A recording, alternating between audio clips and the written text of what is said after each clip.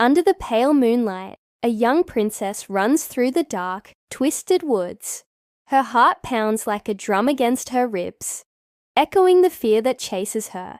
Behind her, the grand palace she once called home fades into the shadows, a beautiful prison she has just escaped. Ahead, an endless maze of ancient trees and whispering darkness. The huntsman's unexpected mercy had saved her life, but now she is utterly alone, a fragile flower in a wild, untamed forest. Every rustling leaf, every snap of a twig, sends a shiver down her spine. Yet, even in her terror, a flicker of defiance burns within her. Clasping her hands together, she whispers a silent prayer for safety as the cold night wind carries her deeper and deeper into the unknown. She stumbles over gnarled roots and slick, damp leaves. Her fine silk slippers, once fit for a ballroom, are now torn and caked with mud. The forest is a living, breathing thing, its towering trees closing in on her from all sides, their branches like skeletal fingers reaching out. Exhaustion and hunger begin to weigh her down, a heavy cloak she cannot cast off. Finally, her legs give way, and she sinks beside a gurgling stream, her silent sobs lost in the sounds of the night.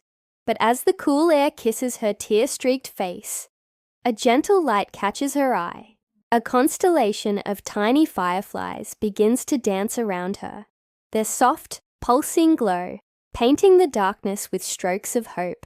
It's as if the forest itself is whispering, "Courage, little one. Hope still lives here." As the first light of dawn filters through the dense canopy, painting the forest floor in hues of grey and gold, Snow White wanders onward. Just as her last ounce of strength begins to fade, she spots something extraordinary. A tiny charming cottage, nestled among the trees. A thin curl of smoke rises from its stone chimney, and a garden of vibrant, colourful flowers blooms cheerfully by the door. Driven by curiosity and a desperate need for rest, she approaches cautiously. Pushing the small wooden door open, she steps inside. The air is warm and smells of freshly baked bread and sweet honey. Her eyes widen in wonder. Everything inside is miniature. 7 little chairs are tucked neatly around a wooden table. 7 little plates and 7 little cups are arranged in perfect order. It was a home built for children, or perhaps very small people. Snow White moves quietly through the cozy cottage, her sense of wonder growing with every step.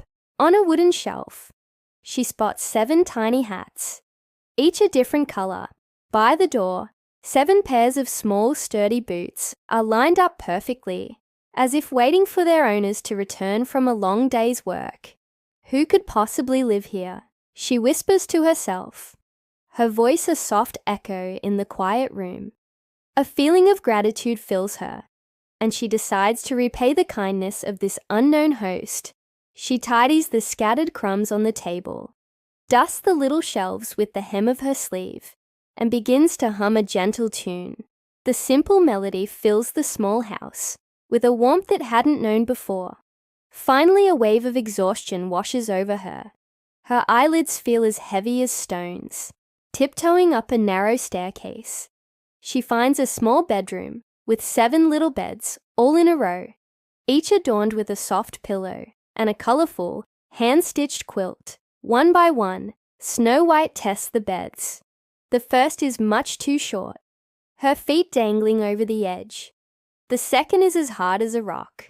But the seventh bed feels just right. It's as if it were made for her. With a soft sigh of relief, she curls up beneath the warm quilt, her weary body sinking into the mattress. In moments, she drifts into the deepest, most peaceful sleep she's had since leaving the palace. The morning sun spills gently through the small window, its golden rays wrapping her in a warm, protective embrace. Here, in this tiny bed, in this strange little cottage, she is finally safe. The terrors of the forest and the memory of the cruel queen melt away, replaced by dreams of peace and a future she had thought was lost forever. As evening approaches and the sun dips below the mountains, the cottage door creaks open. 7 dwarfs march inside, their faces smudged with soot and their shoulders aching after a long day of work in the mines. Each one carries a heavy pickaxe and a glowing lantern, but tonight they stop dead in their tracks. The table is clean. The room smells of fresh flowers and simmering soup. "Someone's been in our house," cries the one with the spectacles, his voice filled with surprise. "My chair's been pushed in," exclaims another. Then, a gasp from the dwarf with the long white beard. "And look," he shouts, pointing a stubby finger towards the staircase. "Someone's been sleeping in my bed." Cautiously, with their pickaxes held ready, they tiptoe up the stairs. Their gruff whispers fall silent as their eyes widen in unison. There, nestled in one of their beds, is the most beautiful girl they have ever seen, fast asleep and bathed in the soft glow of their lanterns. One of the dwarfs, the kindest of the group, clears his throat softly. The gentle sound stirs Snow White from her deep slumber. Her eyes flutter open, and she sits up with a start, her heart leaping with momentary fear. But as she looks at the 7 curious, bearded faces gathered around the bed, she sees no threat, only wonder and kindness in their wide eyes. Who are you?" she asked timidly, her voice barely a whisper. The eldest dwarf, whose beard is the longest and whitest of them all, steps forward and gives a small, reassuring bow. "We are the 7 dwarfs," he says, his voice a low, gentle rumble. "We work in the mountains, digging for jewels and gold." Encouraged by their gentle demeanor, Snow White tells them her entire sorrowful story of her stepmother, the vain and jealous queen, the talking mirror, and her narrow escape into the dark woods. The dwarfs listen intently, their expressions shifting from surprise to pity, and then to righteous anger. They are moved by her bravery and saddened by her plight.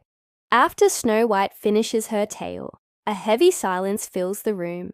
The dwarfs huddle together, whispering amongst themselves in low, serious tones. Nods are exchanged, and a decision is made. The eldest dwarf turns back to her, a warm, fatherly smile on his face. "You must stay with us," he declares, his voice firm. "The queen will never think to look for you here.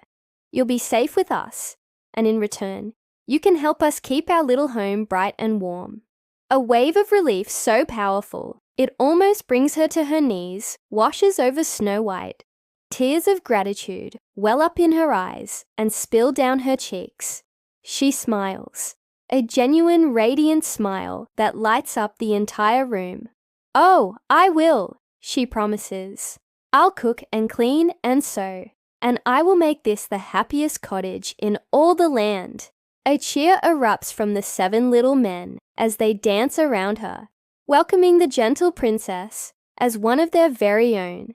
That night, the little cottage glows with a newfound warmth and light. Laughter, a sound that had been absent for too long, rings through the rafters as the dwarfs sing cheerful mining songs.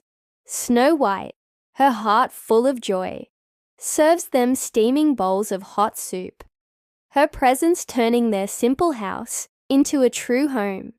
Outside, the stars twinkle brightly in the dark velvet sky, standing guard over the peaceful scene. For the first time since she was a little girl, Snow White feels completely, truly safe. But far away, in the cold stone castle, a wicked queen gazes into her enchanted mirror, a storm of jealousy brewing in her heart. She does not yet know that her cruel plans have failed, and that Snow White's story is only just beginning. Thank you so much for watching. If you enjoyed this story, don't forget to like, subscribe, and hit that notification bell so you don't miss our next adventure. See you next time.